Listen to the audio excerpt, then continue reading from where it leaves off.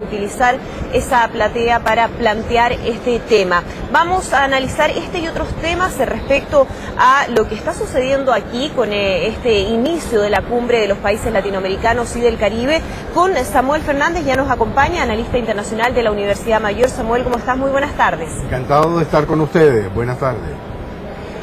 Samuel, veíamos recién en extenso las palabras del presidente Evo Morales y una duda que surge cada vez que ocurre esto es ¿qué tan útil o qué tan fructífero puede ser plantear un tema bilateral como es el de Chile con Bolivia en una instancia multilateral como es este encuentro CELAC?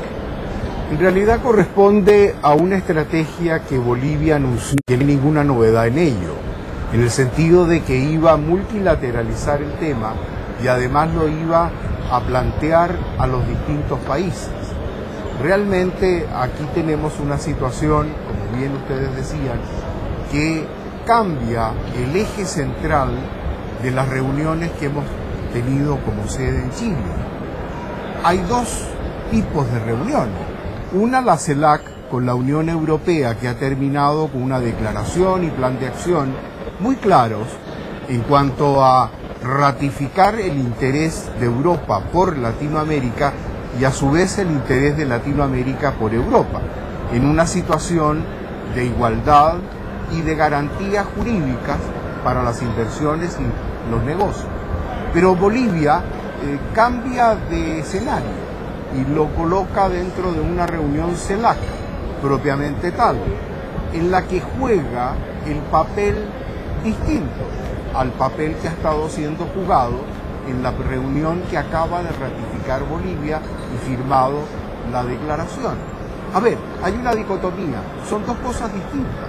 Uno es actuar en el marco internacional respecto de Europa y la Unión Europea y otro respecto al área latinoamericana.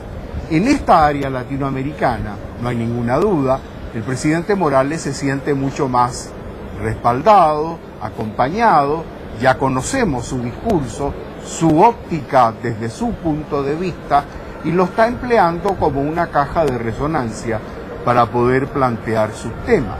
Ahora, Samuel, pero sabemos que hemos son visto temas esto en difíciles. otras oportunidades.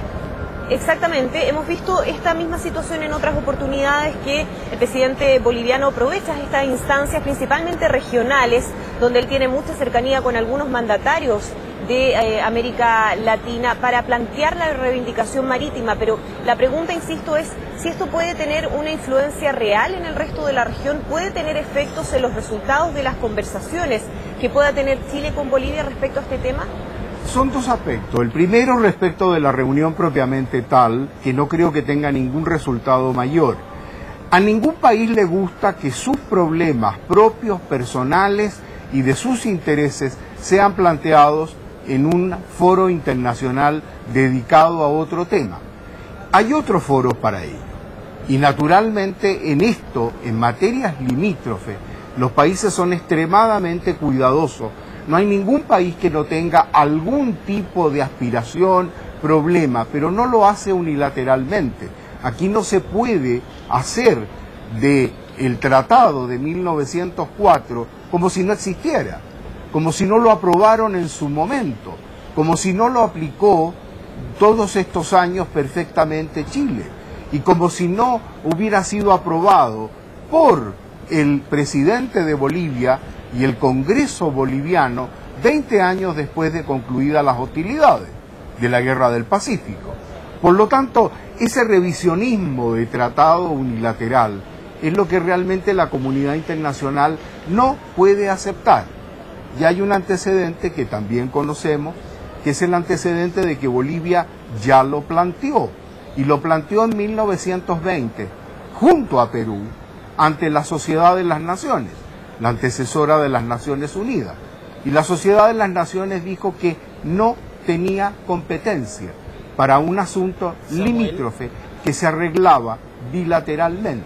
Perú desistió y no insistió. Bolivia sigue hasta hoy. Sí. Samuel, discúlpeme, lo quería llevar a otro tema para avanzar la entrevista y que tiene que ver con la presidencia pro tempore que va a protagonizar el presidente de Cuba, Raúl Castro.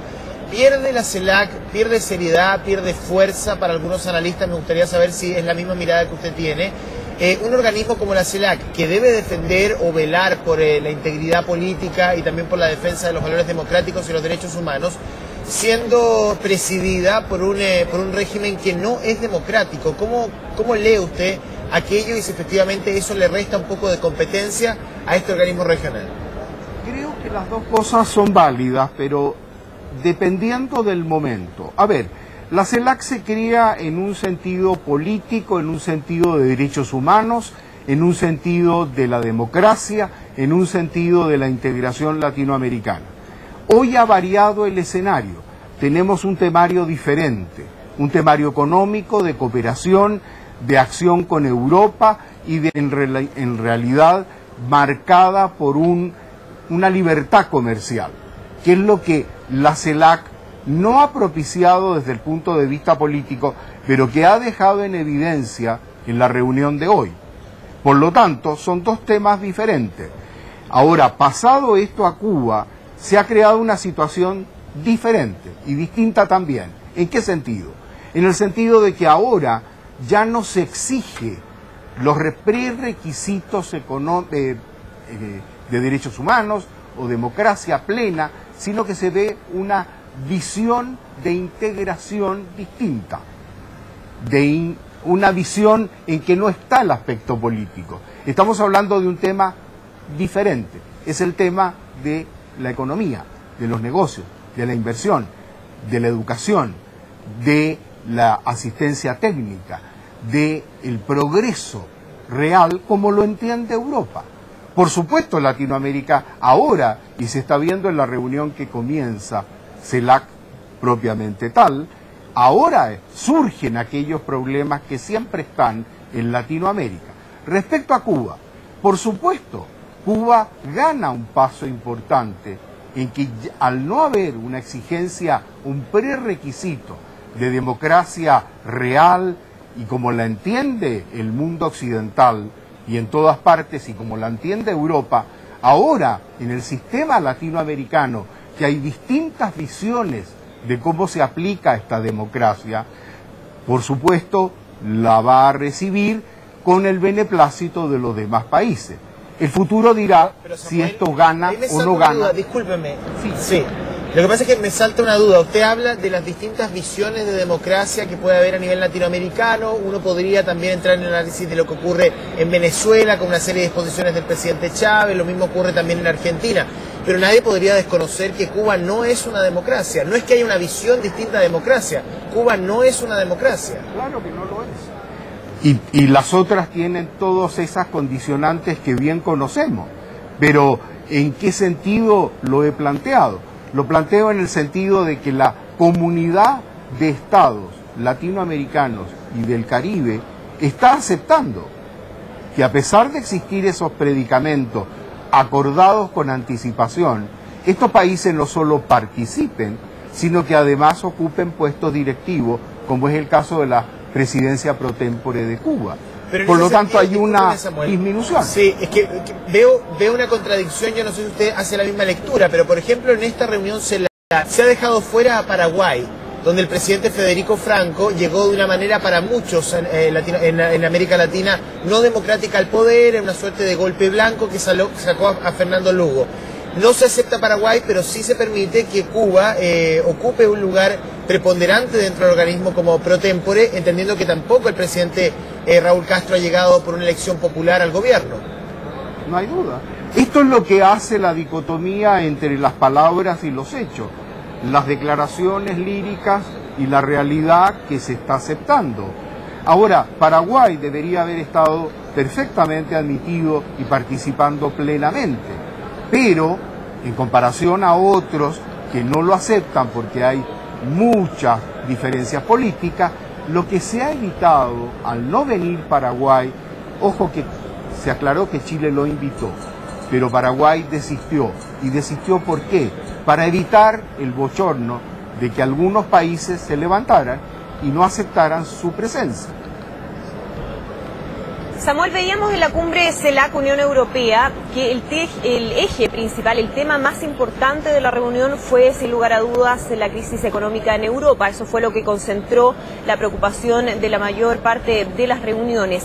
Ahora que va a comenzar, o que ya ha comenzado, la reunión de CELAC propiamente tal, con temas enfocados en la regional, ¿cuáles serían, a su juicio, los aspectos fundamentales que deben tratarse en esta reunión, en esta cita? ¿Cuáles son los temas que debieran convocar la atención de los jefes de Estado y de Gobierno latinoamericanos y del Caribe? Yo pienso que debería haber una correlación entre lo acordado en la CELAC Unión Europea y lo acordado dentro de la propia CELAC. Sin embargo, no la veo. Ya están marcándose las diferencias y van a aparecer, si ustedes lo podrán constatar, y nosotros, y estoy especulando, me anticipo, va a aprobar mañana y que va a ser una a la acordada con Europa, pero con los puntos marcantes de diferencias y de asuntos propiamente latinoamericanos. Por ejemplo, el tema Malvinas. Por ejemplo, alguna frase de estímulo a la negociación con Chile, tal vez. Así, las Falkland o Malvinas van a ser nuevamente consideradas. En fin, nos vamos a salir del esquema con Europa y nos vamos a concentrar en el esquema propiamente latinoamericano. Y ese esquema es el que ojalá se haga en sintonía con el que se acaba de hacer en Europa, con Europa. Entonces tendríamos dos declaraciones a lo mejor contrapuestas.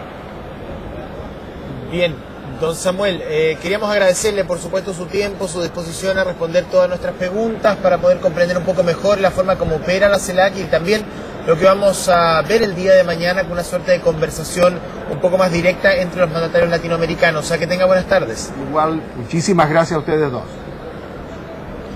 Bueno, son casi 6:15 de la tarde, estamos a la espera de lo que esté sucediendo al interior de la reunión de los jefes de Estado y de Gobierno en esta jornada de trabajo.